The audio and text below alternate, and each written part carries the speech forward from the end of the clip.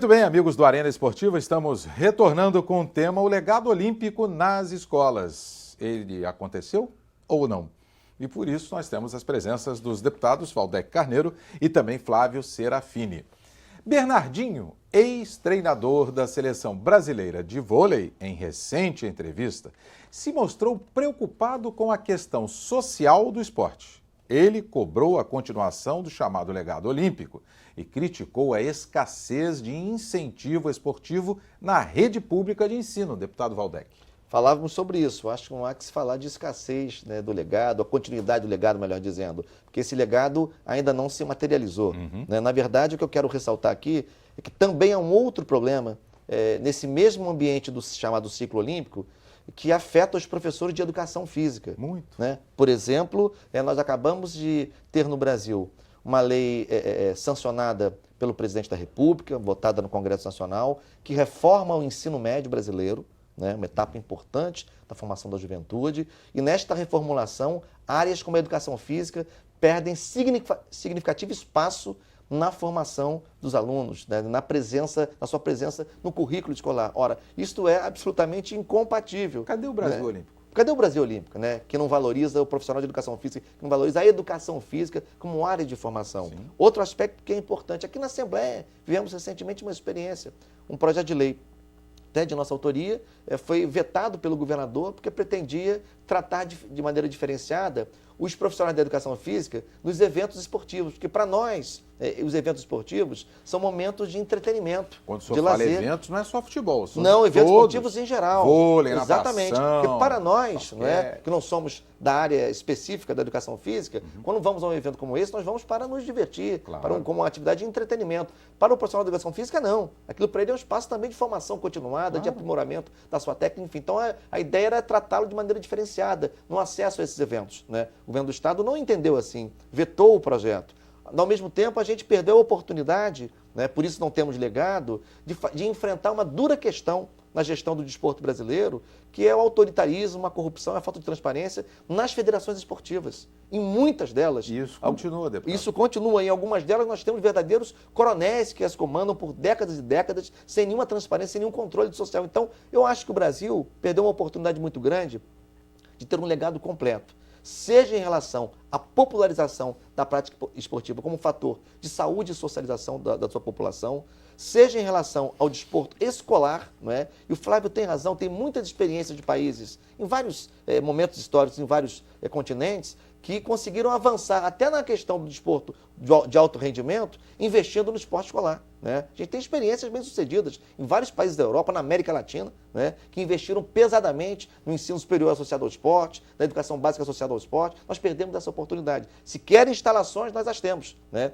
E, por último, perdemos também a oportunidade em relação ao profissional da educação física, de viver este momento como um momento de grande valorização deste profissional, que no dia a dia, no cotidiano das escolas, é quem age diretamente com o aluno na perspectiva da valorização do movimento, do lazer, da recreação, do desporto, enfim. Deputado Flávio Serafini, ainda sobre o que disse o Bernardinho, o grande legado olímpico deixado tem nomes, e os nomes são Rafaela Silva, no judô, tem também o Serginho, bicampeão de vôlei, e tem também o Isaquias, na canoagem. Foi o que disse o Bernardinho. Então, ele quis dizer o seguinte, basicamente, o que os senhores estão debatendo aqui, que o único legado para ele, Bernardinho, foram esses nomes. Exemplos para os jovens, mas, na realidade, nada.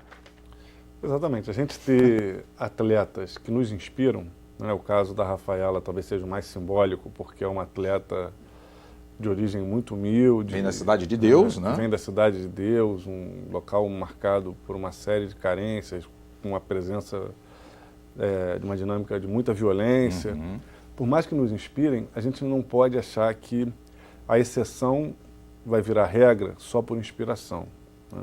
Para a gente ter pessoas que vêm de origem humilde, que praticam esporte de alto rendimento, que conseguem... na verdade, o que significa praticar esporte de alto rendimento? Significa chegar numa determinada área e se transformar num dos melhores. Um ídolo, né? Exatamente. Para a garotada. Para uma pessoa conseguir fazer isso no esporte ou na universidade, se tornar um professor de ponta, um pesquisador, ele tem que ter mecanismos para alcançar isso. A gente não pode depender dos projetos sociais exclusivamente.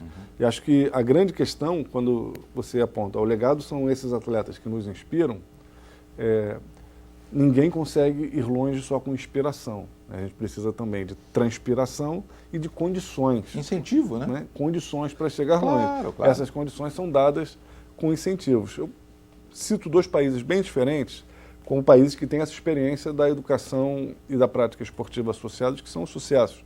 O caso de Cuba, que é uma ilha que durante, muitas vezes consegue ter resultados, medalhas modalidades superiores a países que têm 10 vezes a sua população, 15 vezes a sua população, e os Estados Unidos, que também tem um modelo onde a maior parte da prática esportiva está associada a instituições educacionais, seja de educação básica, seja de educação superior. E o senhor deu um bom exemplo, são países de extremo, né? Exatamente, são países bastante diferentes que conseguem, a partir dessa associação, fortalecer tanto o seu sistema educacional quanto a prática esportiva. E no momento onde a gente vive na sociedade brasileira, mas um fenômeno mundial, que é do aumento da obesidade, do crescimento das doenças cardíacas, você, por exemplo, logo após as Olimpíadas, ter a diminuição da importância da educação física na formação dos nossos jovens na educação básica, como destacou o deputado Valdec Carneiro nessa reforma do ensino médio, é um retrocesso. É um retrocesso. É o país não ter conseguido, sequer do ponto de vista esportivo, olhar no longo prazo o que representou sediar não só os Jogos Olímpicos e Paralímpicos, também os Jogos Militares, também os Jogos Pan-Americanos, ou seja, o Brasil, ao longo de 6, 8 anos, se tornou o palco mundial dos principais eventos esportivos. E a gente olha agora o que ficou. Fica uma sensação de grandes estruturas abandonadas por um lado e um vazio na vida da maior parte da população.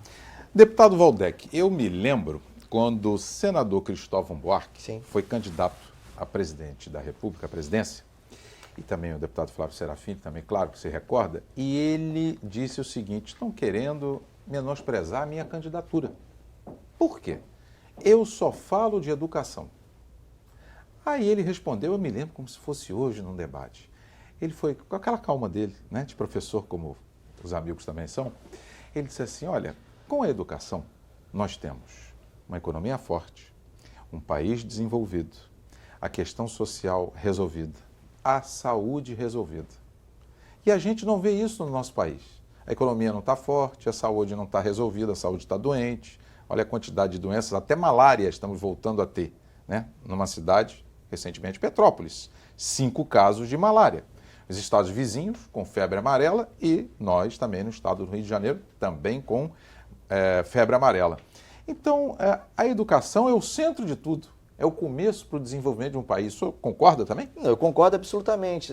Entendo, porém, que no Brasil esta máxima, que é frequentemente repetida, não é? Ela segue na ordem do dia, é muito comum, é muito usual até que, sobretudo em momentos de disputas objetivas por espaços de poder, momentos eleitorais, que candidatos dos mais diversos, dos mais diferentes matizes ideológicos e partidários proclamem essa máxima de maneira veemente, convicta, enfim. Entretanto, é preciso que nós saiamos do plano retórico, do plano do discurso, e articulemos o nosso discurso com ações e práticas cotidianas. Assim, quem está na vida pública, seja no Poder Executivo, seja no Poder Legislativo, tem 2 grandes oportunidades de demonstrar efetivamente as suas convicções. Eu costumo dizer o seguinte, quem governa, quem está no Executivo, demonstra as suas convicções pela forma como executa o orçamento. Quem está no Legislativo demonstra as suas convicções pela forma como vota. Então, o que eu entendo é o seguinte, é muito importante valorizar a educação, mas não podemos achar também que apenas um discurso de valorização da educação resolve os nossos problemas.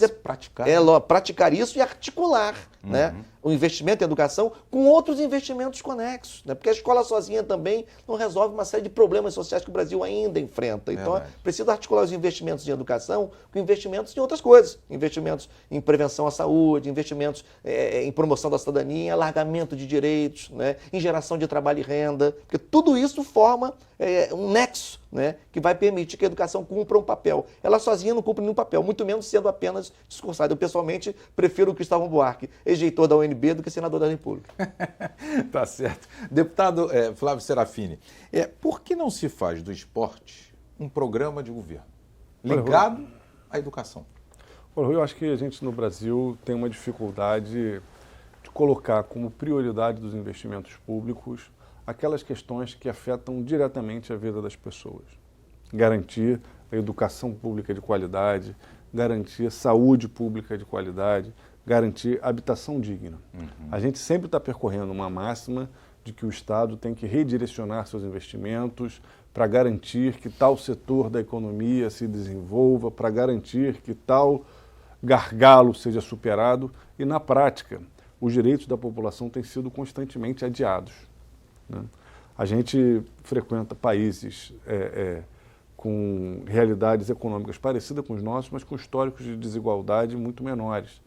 Cito um exemplo aqui da nossa vizinha Argentina, um país que já foi mais rico que o Brasil, mas que passou por grandes períodos de decadência, mas que conseguiu manter durante muito tempo, mesmo com a sua decadência econômica, que equiparou a sua condição com a do Brasil, índices de desigualdade, uma escola pública de qualidade, universalizada, durante muito mais tempo. Somente hoje, depois de um longo período de sucateamento, é que o setor privado de educação começa a ter alguma centralidade na Argentina. Lá, até hoje, né, boa parte da classe média, da classe alta, frequenta a escola pública. Aqui no Brasil, não. Aqui no Brasil se tornou já pelo menos há 3 décadas, se tornou algo naturalizado, que quem tem condições, boa parte paga uma escola particular. Poucos são os que colocam na escola pública. A maior parte das vezes se consegue uma escola pública diferenciada. Mas a escola pública geral, aquela que a maioria da população tem acesso, cada vez menos recebe essa população. Isso é um exemplo de como isso é colocado como algo secundário. A gente tem que conseguir enfrentar essa lógica que está na nossa conformação enquanto país. Passam diferentes governantes e a gente não consegue enfrentar esse sim, o grande gargalo do Brasil, que é garantir uma vida digna para a sua população. Com certeza. Nós estamos chegando ao final do Arena Esportiva. O tema foi o legado olímpico nas escolas públicas. E nós tivemos as presenças dos deputados Valdec Carneiro, mais uma vez obrigado pela presença. Prazer voltar aqui, Rui. E também do deputado Flávio Serafini. Obrigado, Rui. Prazer. Tá bom. E você também pode assistir ao programa pela internet no www.alerj.rj.gov.br. TV Alerj, o canal do povo fluminense.